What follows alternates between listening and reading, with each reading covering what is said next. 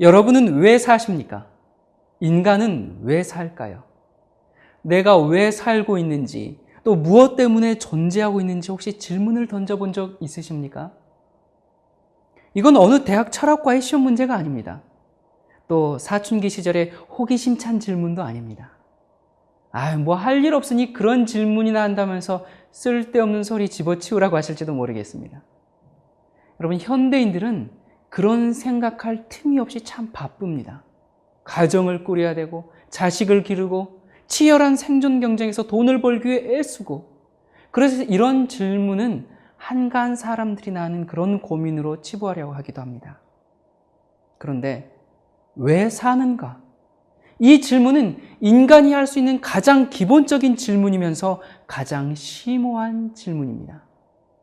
태어났으니 그냥저냥 사는 겁니까? 호랑이는 죽어서 가죽을 남기고 사람은 죽어서 이름을 남긴다는데, 그 이름을 남긴들 그런 것이 삶의 진정한 가치일까요? 아니면 성공하기 위해서요? 그러면 어떻게 하는 것이 성공입니까? 돈을 많이 벌고 좋은 직장 다니면 성공입니까? 그런 식으로 성공하지 못하는 사람들은 그러면 살아야 할 이유도 없는 것일까요? 권력과 명예와 부를 누리기 위해서 사십니까? 그래서 그렇게 정신없이 바쁘게 사는 것이 우리 삶의 이유일까요?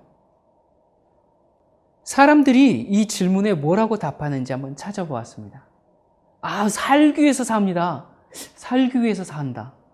이것도 참 철학적인 답변이죠. 또 사람들은 태어났으니까 그냥 사는 거죠. 그렇게도 하고, 먹기 위해서 삽니다. 부모님이 날 낳아주셨으니까 거부할 수 없는 운명이지요. 죽지 못해서 삽니다. 정말 오늘날 많은 현대인들이 죽지 못해서 삽니다. 얼마나 죽고 싶은 일이 많을까요? 지금 이 시간에도 삶의 끈을 놓을까 말까 고민하면서 힘겹게 사는 사람들이 참 많을 것입니다. 또 말합니다. 행복하기 위해서 삽니다.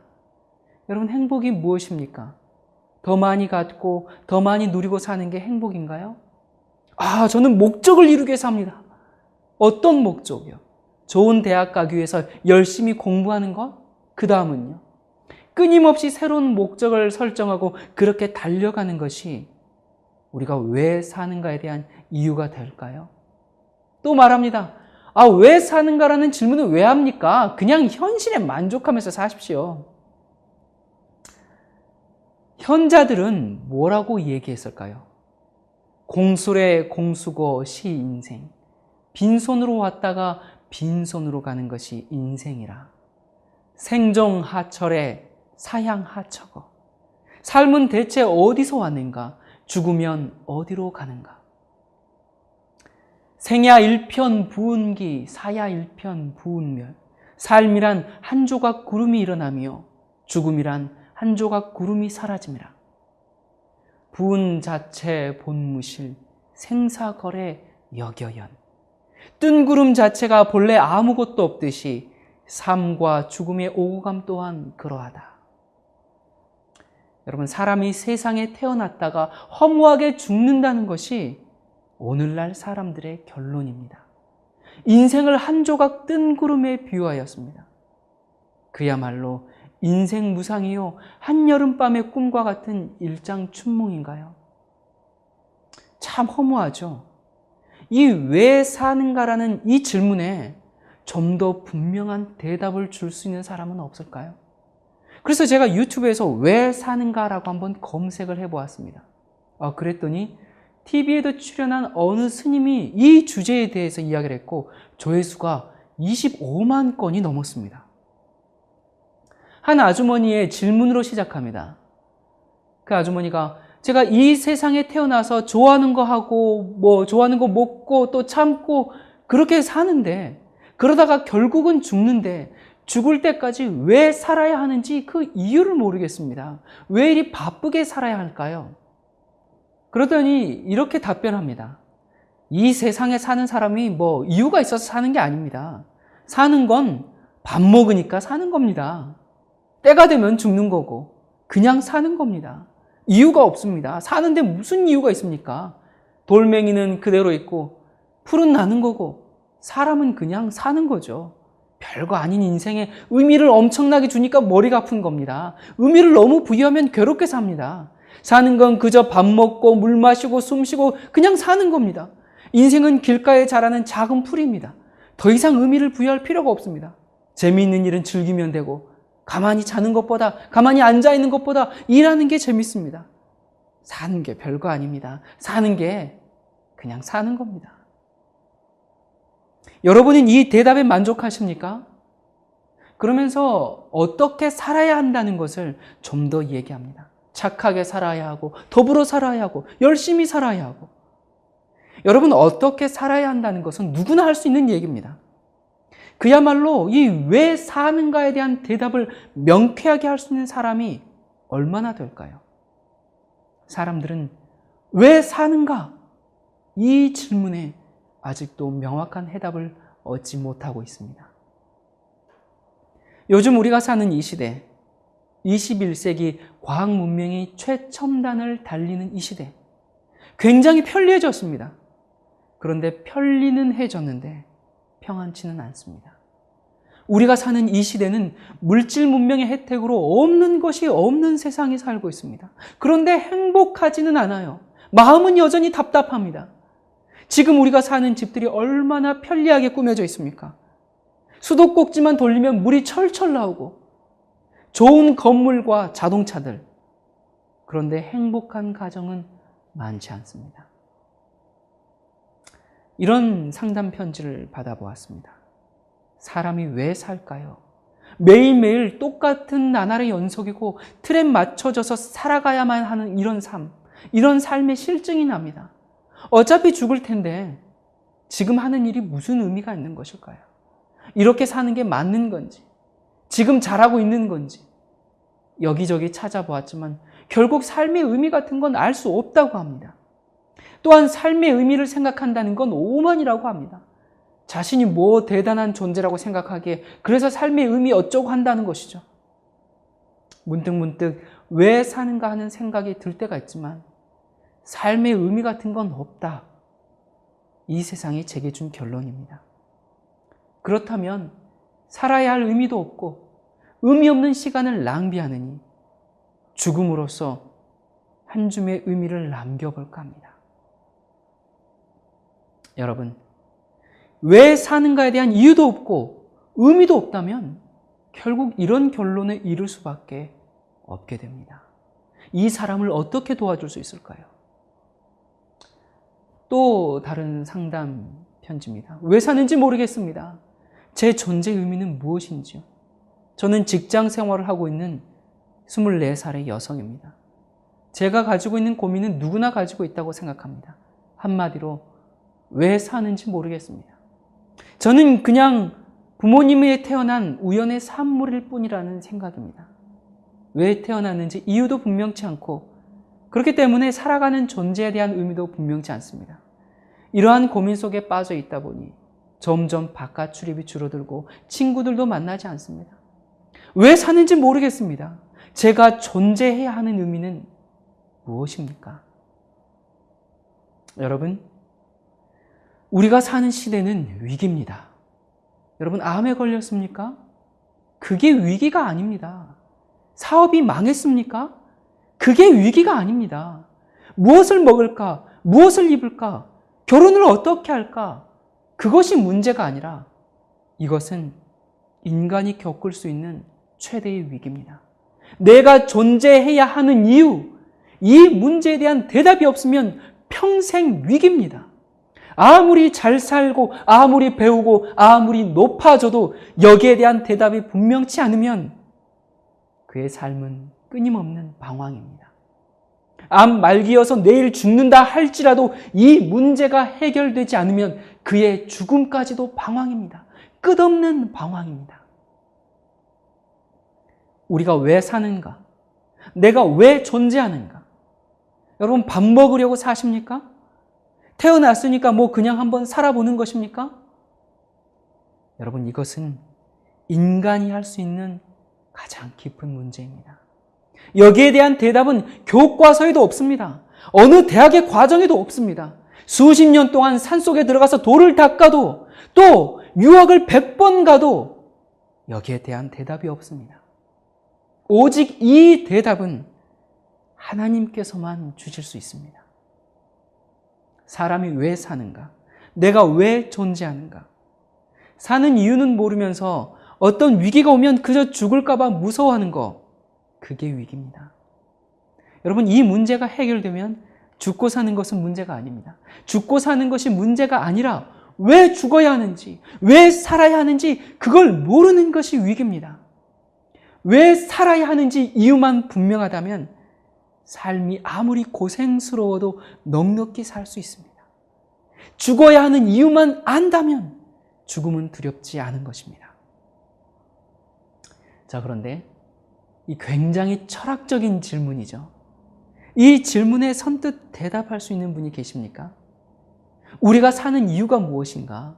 내가 존재하는 이유가 무엇인가를 말하기 전에 생명이 어떻게 존재하게 됐는가? 이 대답이 먼저 주어져야 합니다. 여러분, 모든 생명은 사랑의 결과로 존재하게 되었습니다. 다시 말하면 사랑의 결과로 생명이 태어났습니다. 이건 사람뿐만 아니라 공중에 나는 새 한 마리도 사랑하는 일이 있었기 때문에 태어났다는 사실입니다. 사랑이 있어야 생명이 존재한다는 것은 자연의 법칙입니다.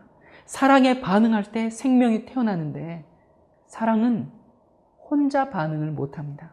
반응할 대상이 있어야 합니다. 그 사랑에 반응하는 것이 행복입니다. 여러분, 건강이 얼마나 중요합니까? 그러나 건강하고도 행복치 못한 사람이 수없이 많습니다. 돈이 얼마나 중요합니까? 그러나 돈이 아무리 많아도 많은 사람들이 불행한 삶을 살고 있습니다. 여러분, 공부가 얼마나 중요하고 명예가 얼마나 중요합니까? 그러나 많이 공부하고 높은 지위에 있어도 행복치 못한 사람이 얼마든지 있습니다. 그러면 사람이 언제 행복합니까? 사랑에 반응할 때 행복합니다. 사랑에 반응할 때 생명이 태어나고 그 결과가 행복입니다. 그러므로 사랑이 없이는 생명이 없습니다. 여러분, 저는 진화론을 믿지 않습니다. 생명이 저절로 태어났다는 그런 진화론은 믿지 않습니다. 진화론은 생명의 원인이 되는 사랑에 대해서 단 한마디도 말할 자격이 없습니다. 저는 성경에 기록된 하나님의 창조를 믿습니다.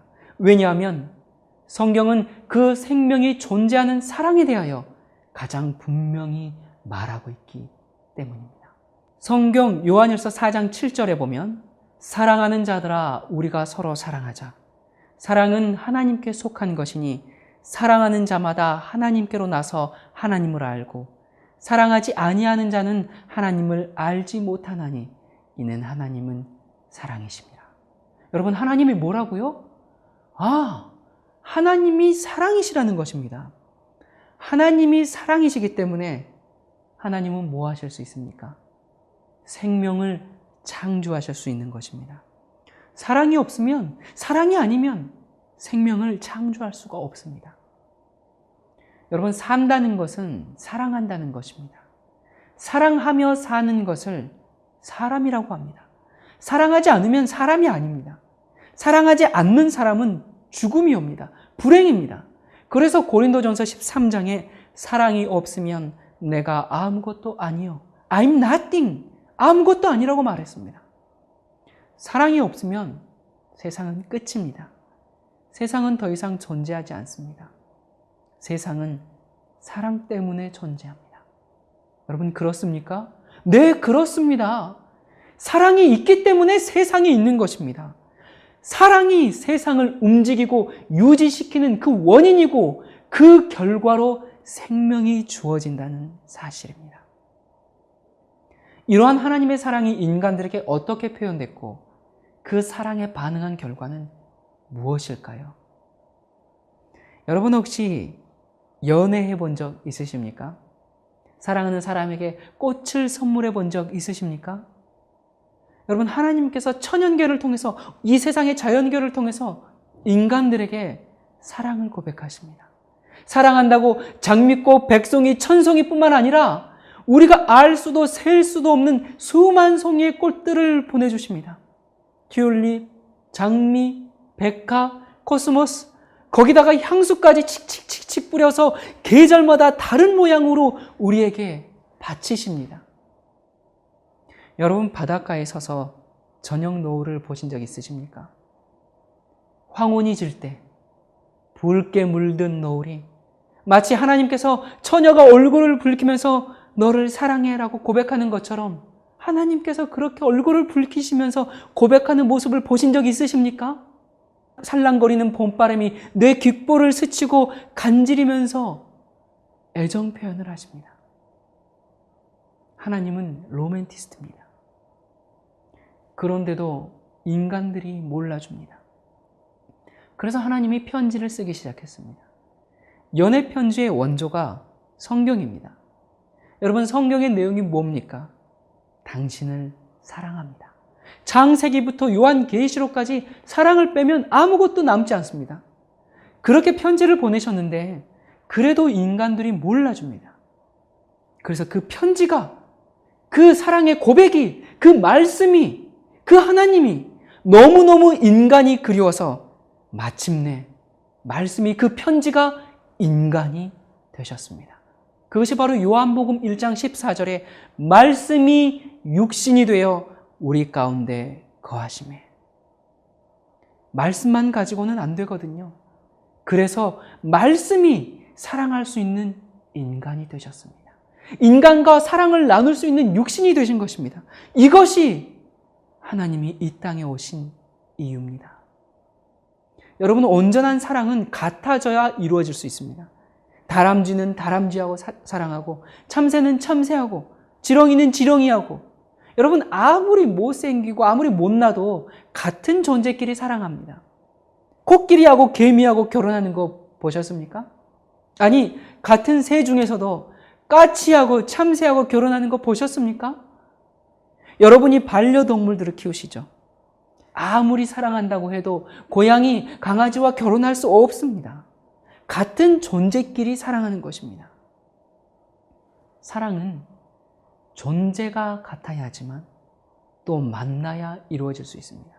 저기 먼 외국에 사랑하는 여인이 있는데 편지만 주고받아요. 만나지도 않고 결혼도 필요 없고 또 한번 만나자고 해도 편지로 충분하다고 평생 편지만 주고받고, 물론 가능하겠지만 그 사랑이 온전한 사랑일 수 있을까요? 사랑은 만나야 이루어집니다. 만나서 서로의 눈빛을 주고받아야 합니다. 그래서 예수께서 이 땅에 오셨습니다. 하나님이 이 사람들을 너무나 사랑하시는데 인간들이 그걸 몰라줍니다.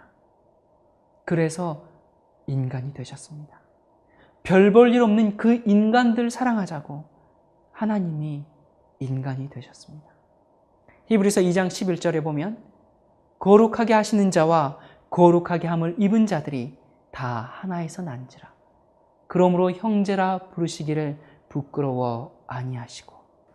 거룩하게 하시는 자는 누구죠? 하나님이시죠.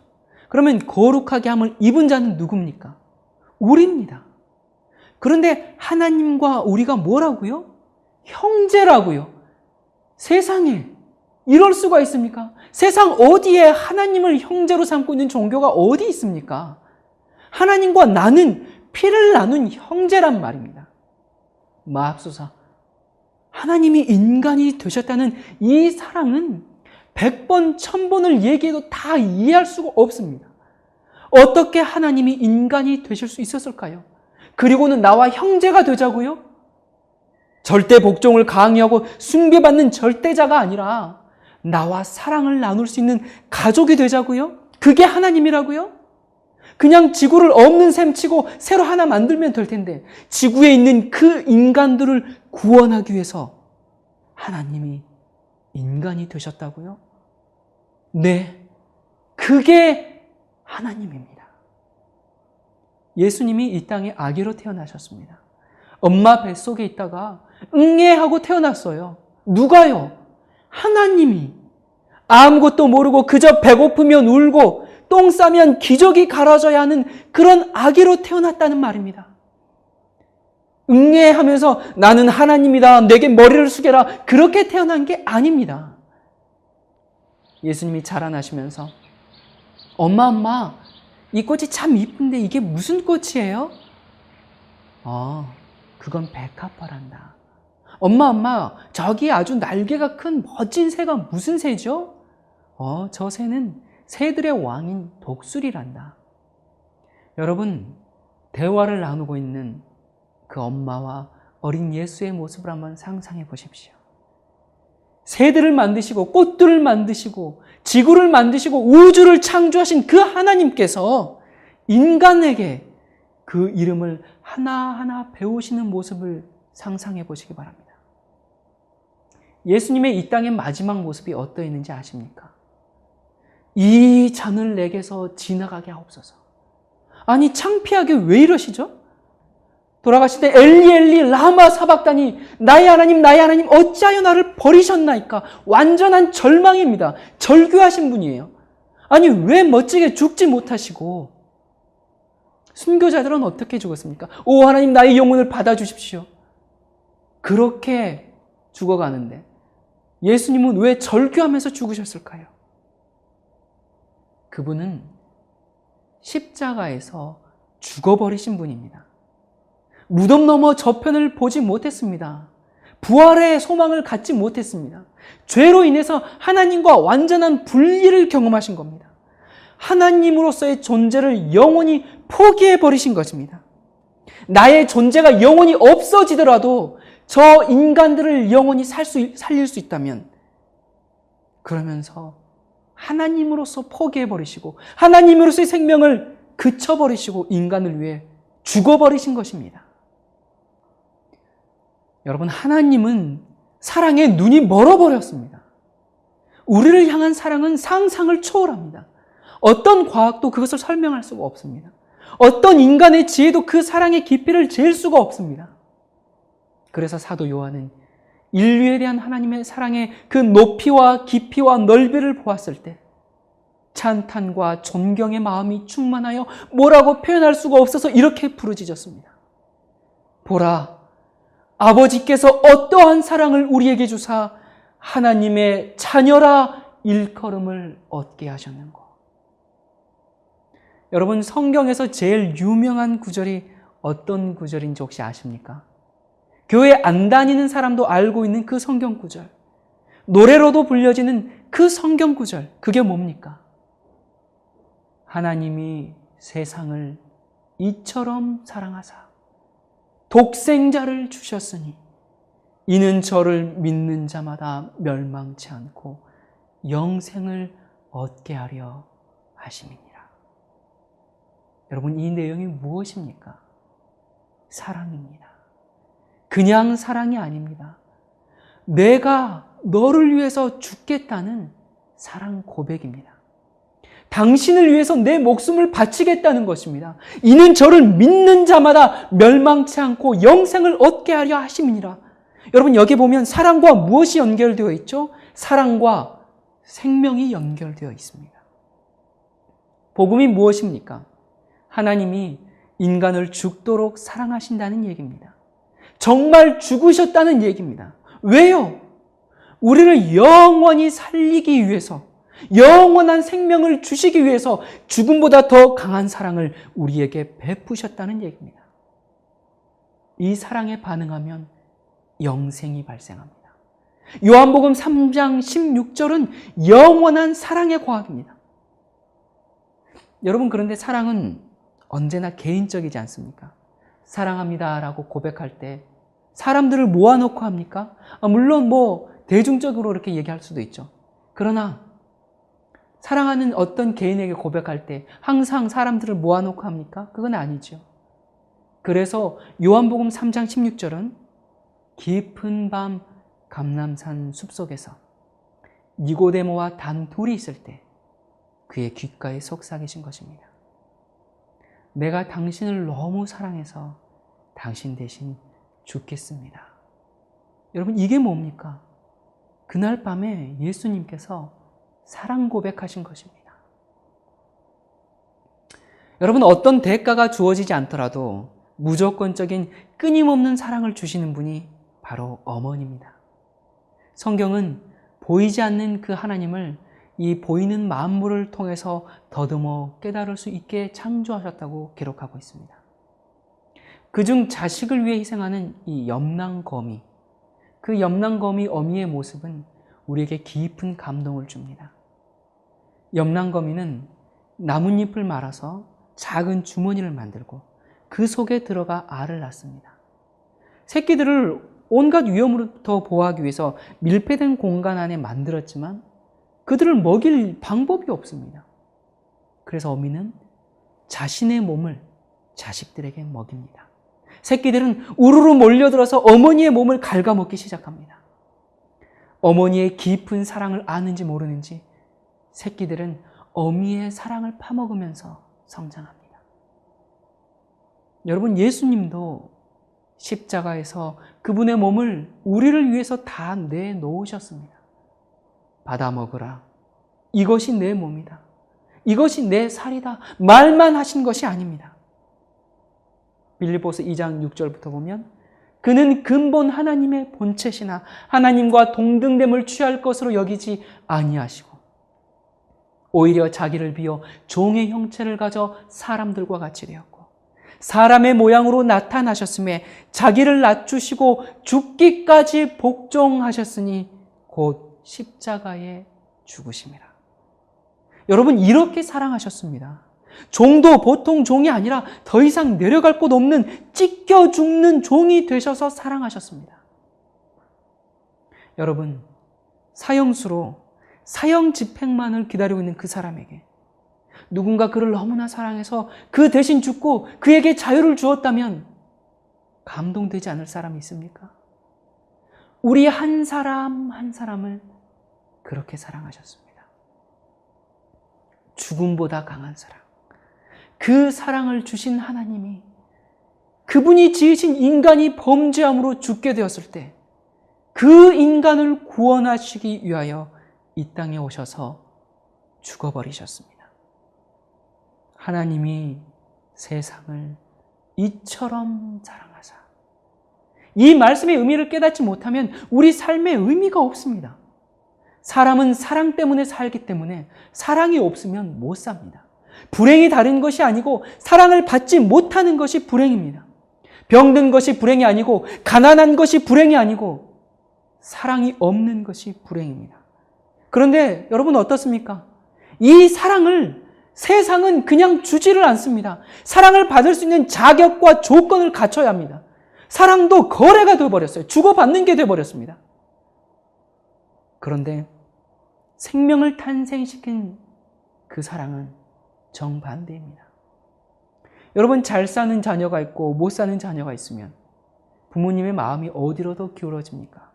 건강한 자녀와 아픈 자녀가 있으면 누구에게 더 손길이 갑니까? 세상은 손해를 보면 관계가 끊어집니다.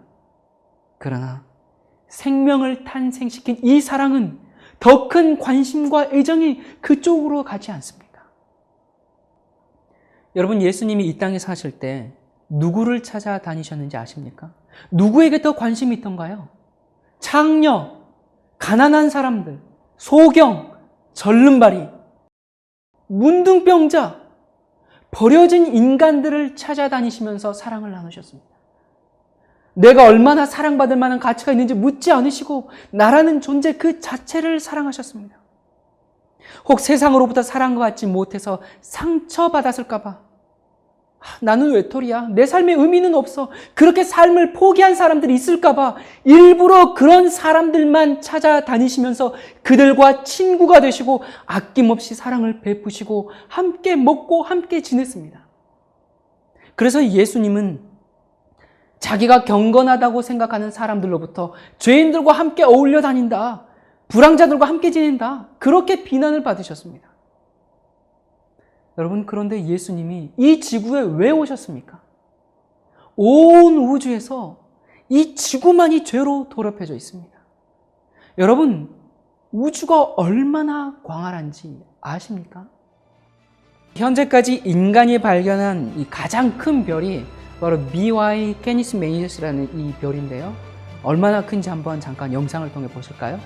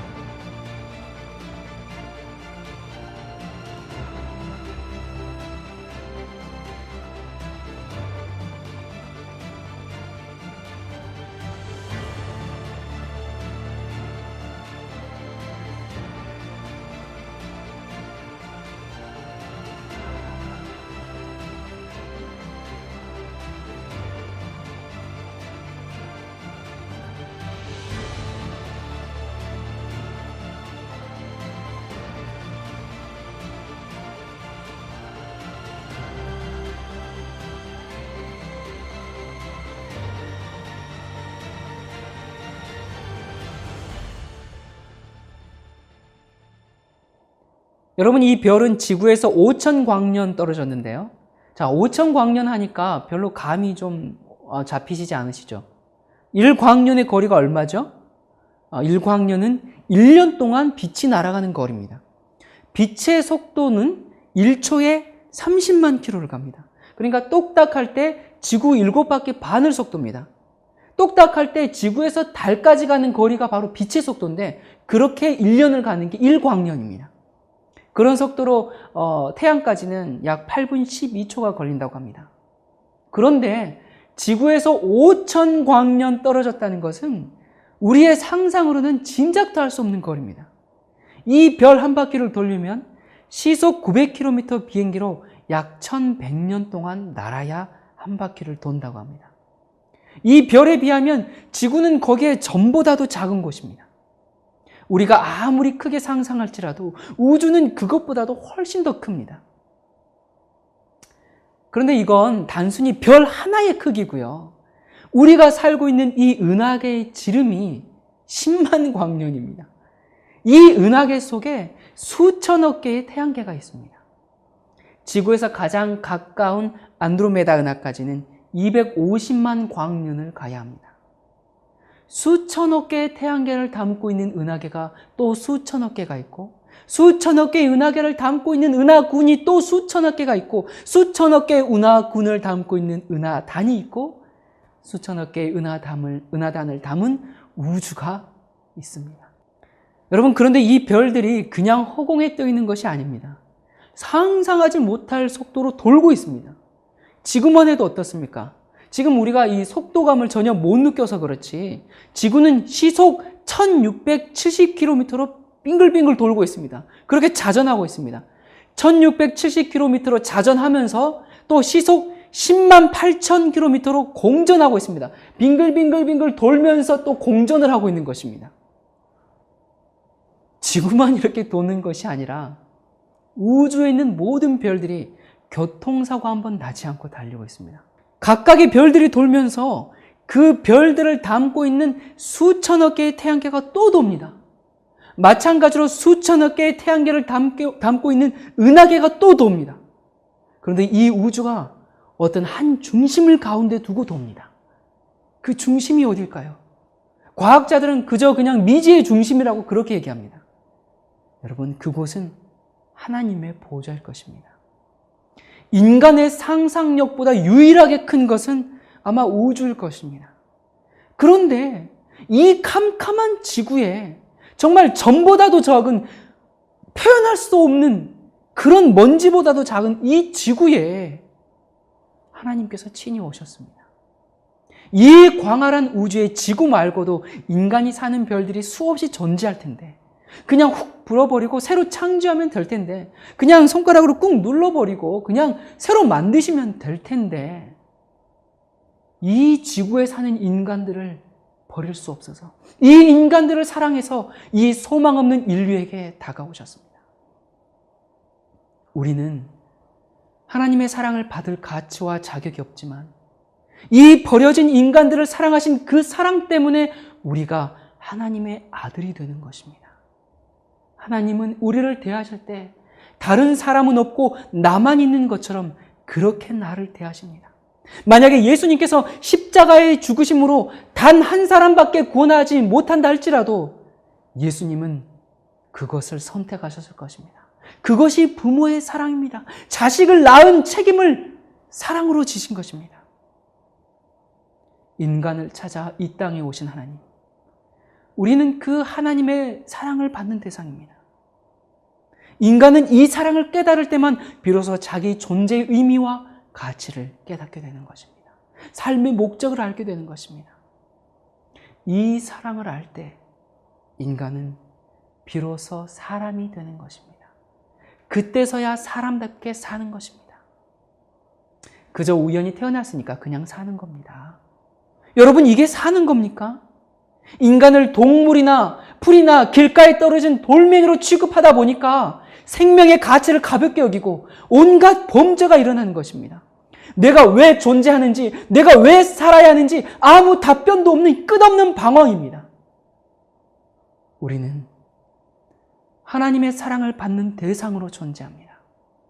나와 사랑을 나누시기 위해서 하나님이 신이 인간이 되어 이 땅에 오셨습니다. 그러므로 나의 가치는 신이 목숨을 바꿀 만큼 가치 있는 존재입니다. 우리는 그런 존재입니다. 하나님의 사랑이 우리에게 이렇게 나타난 바 되었으니 하나님이 자기의 독생자를 세상에 보내심은 저로 말미암아 우리를 살리려 하심이니라. 사랑은 여기 있으니 우리가 하나님을 사랑한 것이 아니요 오직 하나님이 우리를 사랑하사 우리의 죄를 위하여 화목제로 그 아들을 보내셨음이니라. 여러분, 십자가를 바라보십시오. 십자가를 바라보면 내 삶의 가치가 뚜렷해집니다. 십자가를 바라볼 때 우리의 삶의 목적이, 삶의 의미가, 우리의 인간의 존재가 십자가에서 분명해집니다. 우리가 죽음보다 더 강한 사랑을 받고 있다는 그 사실을 깨닫게 될 때 우리는 죽음을 두려워하지 않는 삶을 살게 됩니다. 누가 우리를 그리스도의 사랑에서 끊으리요? 환난이나 곤고나 핍박이나 기근이나 적신이나 위협이나 칼이랴. 그러나 이 모든 일에 우리를 사랑하시는 이로 말미암아 우리가 넉넉히 이기느니라. 여러분, 사랑은 모든 것을 이깁니다. 그렇습니까? 맞습니다. 사랑이 이기지 못하는 것은 아무것도 없습니다. 죽음도 이깁니다. 암이 우리를 그리스도의 사랑에서 끊을 수 있을까요? 이 엄청난 사랑을 깨달으면 우리의 죽고 사는 것은 아무것도 문제가 될 것이 없습니다. 우리가 왜 존재하는가? 우리가 왜 살아야 하는가? 우리가 왜 사는가? 오늘 우리는 대답을 찾게 되었습니다. 우리는 하나님의 사랑 때문에 존재했고 또한 무한하신 하나님의 사랑을 받는 대상으로 존재한다는 사실을 기억하시기 바랍니다. 우리 삶에 의미를 주는 것은 하나님의 사랑입니다.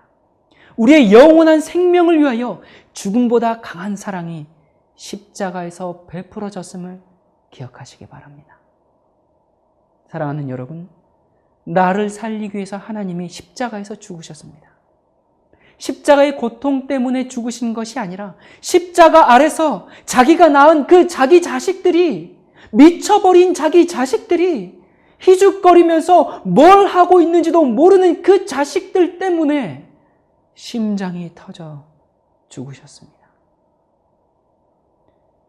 하나님이 세상을 이처럼 사랑하사 독생자를 주셨으니 이는 저를 믿는 자마다 멸망치 않고 영원한 생명을 얻게 하려 하심이니라. 여러분, 자신의 부족한 모습을 보고 실망이 되십니까? 십자가를 바라보십시오. 낙심이 되고 절망이 될 때 십자가를 바라보십시오. 예수님은 세상을 멸망시키러 오신 분이 아니라 구원하시려 오셨습니다. 하나님은 우리를 멸망시키려고 눈을 부릅뜨고 있는 분이 아닙니다. 세계 기독교회사에 이런 내용이 있습니다. AD 300년경에 로마 군대 내의 그리스도인 병사들, 그들은 이방 제사에게 드리는 그 제사의식 거부와 또 살인 거부로 핍박을 받았습니다. 수많은 군인들이 순교당했습니다. 어느 날 새벽 아르메니아 사바스텐에 40명의 군사를 처형하는 날이 되었습니다. 한겨울 그 싸늘한 새벽, 그리스도를 믿는 믿음 때문에 얼어있는 강물을 깨고 그들을 물속에 집어넣었습니다. 물 밖에서는 로마 군인들이 따뜻한 불을 피워놓고 지금이라도 그리스도를 부인하면 살 수 있음을 요구하고 있었습니다. 물속에서 40명의 군사는 함께 껴안고 이렇게 노래합니다. 우리는 그리스도의 40명의 군사, 주를 위해 죽고 주를 위해 사네. 사지의 신경은 점점 마비되고 찢어질 듯한 추위가 심장을 에워싸고 있을 때 얼마의 시간이 지났을까? 사흘에는 그 추위를 견디지 못한 한 명의 병사가 물 밖으로 나가 목숨을 건졌습니다. 물속의 병사들은 다시 노래를 부릅니다. 우리는 주님의 39명의 군사, 주를 위해 죽고 주를 위해 사네. 이 모습을 계속 지켜보고 있던 이 로마 군대 대장은 무엇인가 그의 가슴 속에서 뜨거워지는 것을 느끼며 한 명이 빠져나온 그곳에 본인이 대신 들어갔습니다. 잠시 멈췄던 노래는 비록 희미하지만 약하게 다시 시작되었습니다. 우리는 주님의 40명의 군사, 주를 위해 죽고 주를 위해 사네. 잠시 후 노랫소리도 멈추고 40명의 군인들은 꽁꽁 언 몸을 서로 껴안은 채 얼어 죽었습니다. 무엇이 그들을 죽게 했을까요? 사랑 때문입니다. 그들은 그리스도의 사랑에 감전된 사람들입니다. 여러분, 하나님을 사랑하십니까? 하늘에 가게 해주기 때문이 아니라, 이 땅에서 복받고 잘 되는 것을 바라기 때문이 아니라, 하나님께서 나를 사랑하셨기 때문에, 죽음보다 강한 사랑으로 나를 사랑해 주셨기 때문에 하나님을 사랑하십니까? 여러분은 예수님을 믿으십니까? 여러분 예수님을 아십니까? 예수님을 사랑하십니까? 그저 예수님 사랑해요, 그런 거 말고 여러분 알지 못하는 사람을 어떻게 사랑할 수 있습니까? 여러분은 하나님을 아십니까? 여러분, 사탄도 하나님은 사랑이신 줄 압니다. 사탄도 예수님이 하나님이시라는 것을 압니다. 어떻게 압니까? 예수님과 함께 하늘에 있었으니 우리는 희미하게 알지만 그는 눈으로 똑똑히 보았습니다. 우리를 위해 준비된 영원한 새 땅이 있다는 것, 우리보다 더 확실히 압니다. 예수님이 인류를 위해서 십자가에 달리셨다는 것 누구보다도 더 잘 압니다. 그가 군중 속에서 숨어서 십자가에 못 박으라고 소리쳤고 예수님의 옆구리를 창으로 찌르지 않았습니까? 예수님이 다시 오셔서 세상을 심판하고 당신의 백성을 모으실 것을 압니다. 우리보다도 더 확실히 압니다. 사탄도 예수의 이름을 듣고 떤다고 했습니다. 우리도 하나님은 사랑이시다라는 것을 압니다. 예수님이 하나님이시라는 것을 압니다. 나의 구원은 십자가에 달린 예수 그리스도 때문이라는 것을 압니다. 그가 부활하셨고 나를 위해서 다시 오실 것을 압니다. 알아요. 나를 위해 영원한 처소가 마련됐다는 것을 압니다. 그런데 여러분, 정말 예수님을 아십니까? 그분과 사귀십니까? 지식으로만 알고 가슴으로 알지 못하면 사탄이 아는 믿음과 같습니다. 입술로만 알고 행함으로 알지 못하면 사탄이 아는 믿음과 같습니다. 내가 가지고 있는 이 믿음, 어떤 믿음입니까? 아는 믿음입니까? 정말 예수님을 사랑하는 믿음입니까? 하나님의 사랑에 온전히 반응하면서 살고 있으십니까? 아니면 하나님만 짝사랑하게 놔두고 있으십니까? 오늘 나의 믿음을 다시 한번 점검해 보시기 바랍니다. 입으로만 하나님은 사랑이시다, 하나님 사랑해요, 그렇게 점쟁이 주문 외우듯이 살진 않았는지 하나님께 회개의 심령을 간구합시다. 여러분, 하나님을 사랑한다는 것이 무엇입니까? 하나님 사랑합니다 하루에 1000번 이야기하면 그게 하나님 사랑입니까? 여러분, 아내를 어떻게 사랑하십니까? 여보 사랑해 하루에 100번 이야기하면 그게 사랑입니까? 어떻게 하는 것이 하나님을 사랑하는 것입니까? 어떻게 해야 이 엄청난 사랑에 우리가 반응하면서 하나님과 사랑을 주고받는 관계가 될 수 있을까요? 대답은 매우 간단합니다. 서로가 원하는 것을 해주는 것이 사랑의 결과 아닙니까? 요한복음 14장 15절에 너희가 나를 사랑하면 나의 계명을 지키리라 말씀하셨습니다.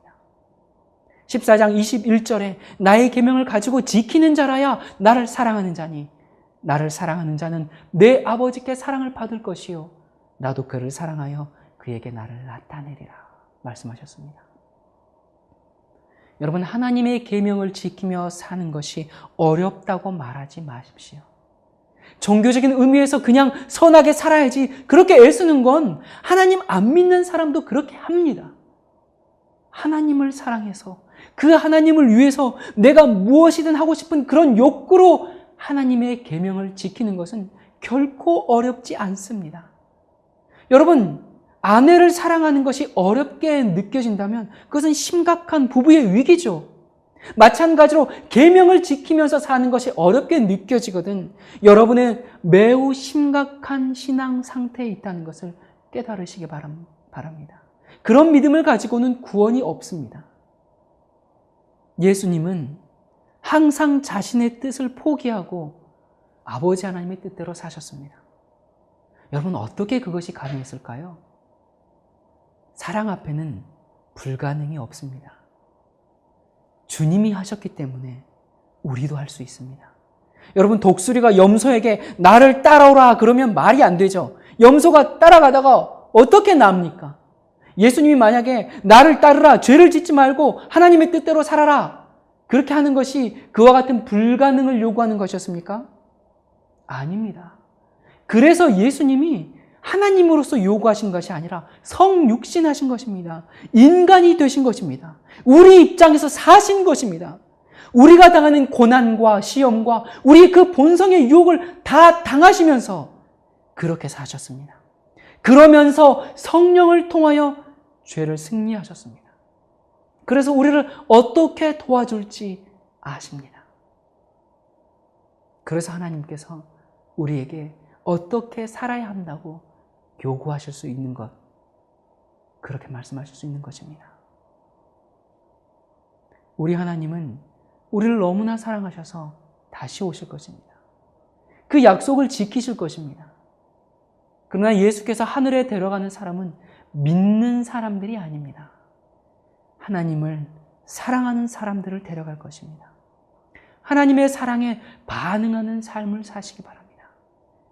하나님을 짝사랑하게 놔두지 말고 이 하나님의 사랑에 날마다 감전되어서 그 사랑에 온몸으로 반응하는 참된 그리스도인이 되기를 간절히 바랍니다.